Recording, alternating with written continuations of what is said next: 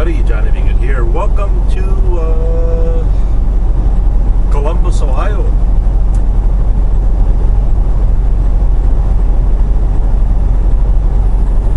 We have 597 miles to go to Sheboygan. Roughly 10 hours. We still have 5 hours and 54 minutes remaining before we need to take a 30-minute break.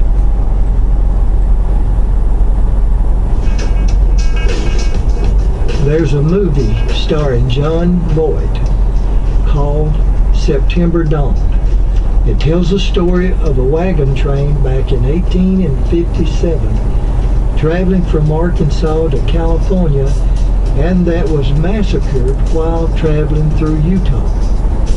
It was known as the Mountain Meadows Massacre. And we're now traveling south on Highway 7, about 4 miles south of Harrison, Arkansas. And we're looking for a sign that says Caravan Springs. Back in May of 1857, a group of families made up of men, women, and children met here on this location for several days to try and form a wagon train to make the 6-month journey to California. The caravan would meet other Northwest Arkansas wagons to form what would be known as the Baker-Fincher wagon train. The caravan would be one of the wealthiest wagon trains to travel west at that time, and it would consist of 40 wagons and over 1,000 head of livestock, plus valuable goods and money. After more than 3 months on the trail, in the early part of August, the train reached Salt Lake, Utah. There they had planned to rest and restock and recuperate, as other trains had done in the past. Unknown to the Baker-Fincher party, several things had happened since the wagon train left Arkansas. The Mormon leadership in Utah had received word that one of their 12 apostles, named Parley P. Pratt, had been murdered back in Arkansas. It seemed that a man by the name of Hector McLean had filed charges in Arkansas courts against his own wife, Eleanor McLean, and Apostle Parley Pratt. He charged that Pratt had converted his wife to Mormonism, and that she had left her husband Hector and became one of Pratt's several wives. However, when Eleanor Ann Pratt testified that she had been abused by her husband Hector, the court dropped all charges against both Helen and Pratt. And in the meantime, Hector had stirred up a mob against the Mormon apostle. With the help and support of the court, Pratt was able to evade the mob for a short time. Unfortunately, outside of Fort Smith, Hector and his friends caught and killed Apostle Pratt.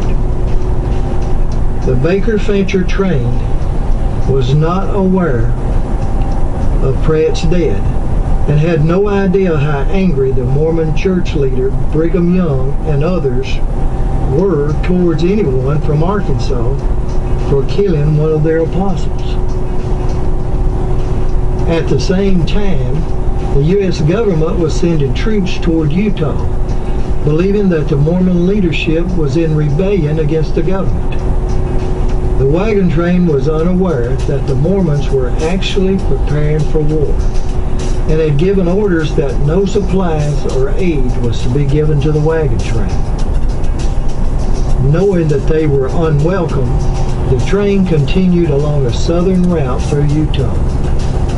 After traveling some 275 miles south of Salt Lake and some 35 miles southwest of Cedar City, the closest town, the party stopped in a peaceful valley with plenty of springs and lots of grass for the cattle to graze.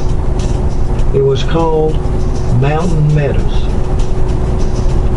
Feeling safe and knowing a hard trail lay ahead, it was a good place to rest and recuperate.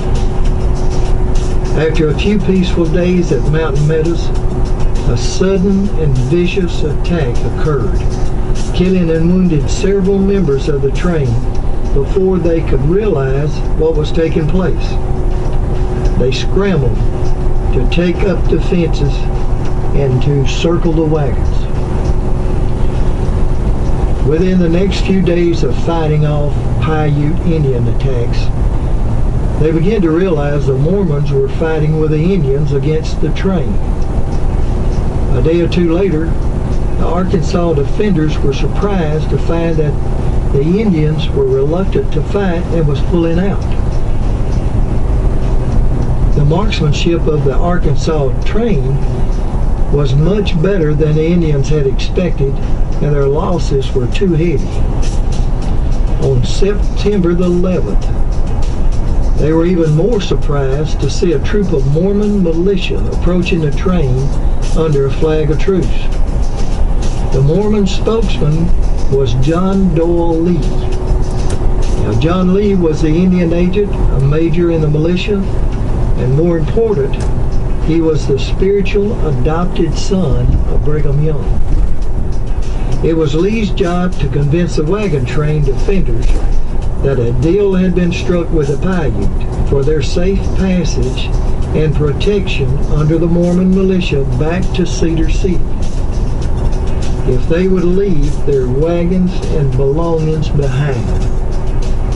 Although they were still suspicious of the Mormons, with their ammunition and supplies running low, they were left with little choice but to accept. The wounded and sick were placed in wagons. The women and children also in wagons. The men were forced to walk in single file behind the wagons, and armed Mormon guards walked beside each man, supposedly to serve as protection from the Paiutes. After traveling close to a mile from where they had left their wagons, a command was given by a Mormon leader to the militia for Mormons to do their duty. This was a prearranged signal from each militia member to shoot and kill the person walking beside them. Some were assigned to kill the wounded and others to kill the women and children. In less than 1/2 hour, 120 men, women, and kids were massacred. 17 small children were spared. They were deemed to be too young to remember or realize what was taking place.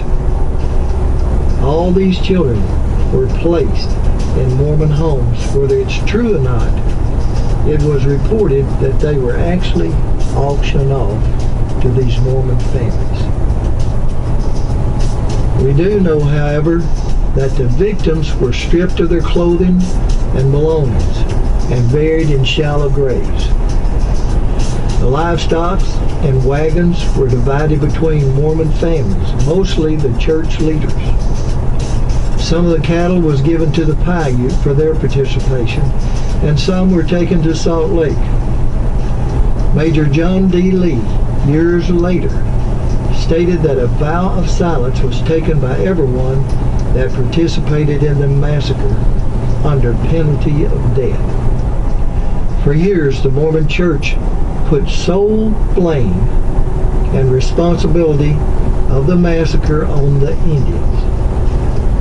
Slowly, the information of the involvement and cover-up of the Mormon leadership began to filter out. The troops that President Buchanan was sending to put down the Mormon rebellion never fired a shot. An agreement between the two sides was reached. Now, before the massacre took place, it was said that the massacre leaders had sent a messenger to Governor Brigham Young in Salt Lake, asking what to do about the Baker-Fincher wagon train. The return message from Young was received too late. Young's message stated, They were to let the wagon trains pass, and none of his people was to be harmed. Now, if this message is true, it expresses the true desire of Governor Young, that he has been falsely blamed for years for his part in the Mountain Meadows Massacre. And as far as the cover-up, after the fact, it would be understandable that he would try and protect the interest of the Mormon Church. However, in Life and Confessions, a statement made by John D. Lee shortly before his execution is true. Then the massacre originated with Brigham Young and the church hierarchy.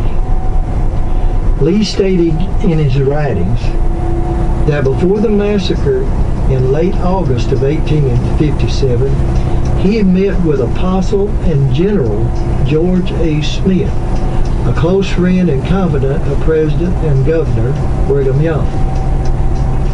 Lee states he knew Apostle George Smith would never talk of things that he had not discussed with Young beforehand, and he knew that Apostle Smith had been sent to southern Utah by direct order of Brigham Young to prepare the people to exterminate the Arkansas wagon train. And Smith had spoke to other leaders in southern Utah of this plan.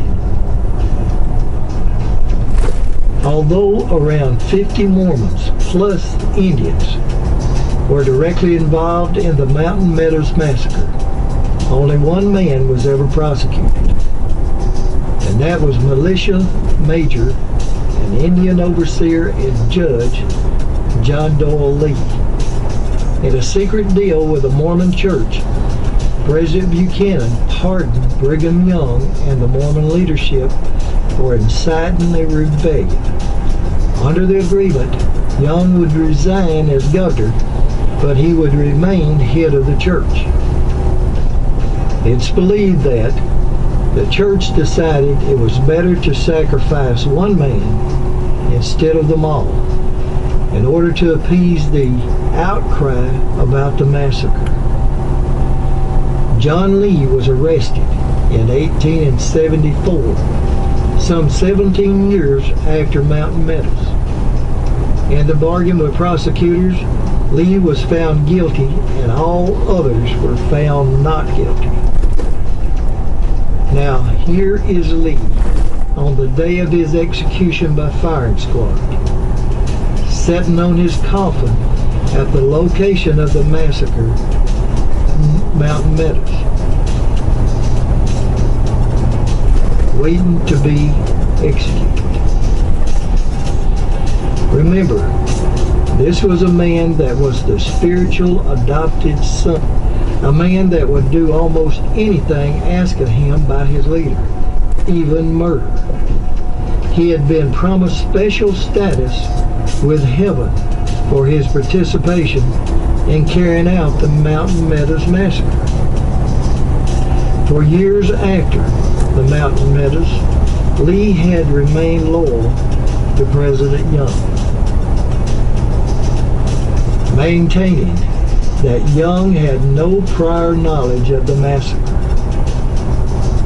Now the question is, did John D. Lee decide at some point to make the ultimate sacrifice in order to save his prophet, Brigham Young, and the Mormon Church, and later change his mind when he found that he had been excommunicated from the church and lost all support from Young? Lee stated before his execution that he no longer believed any teachings of Brigham Young. Ironically, in his late writings, Lee said that Young was responsible for planning the massacre. In a strange twist, the Mormon Church reinstated John Doyle Lee's membership on the 20th of April, 1961.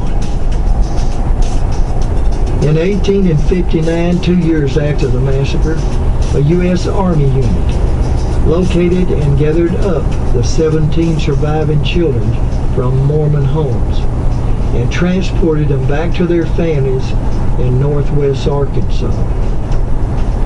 This monument is located at the county seat in Boone County, Harrison, Arkansas. It shows the route from Harrison to the Mountain Meadows that was taken by the Baker-Fincher wagon train, and it names the victims of the massacre. Plus, it also names the surviving children's names.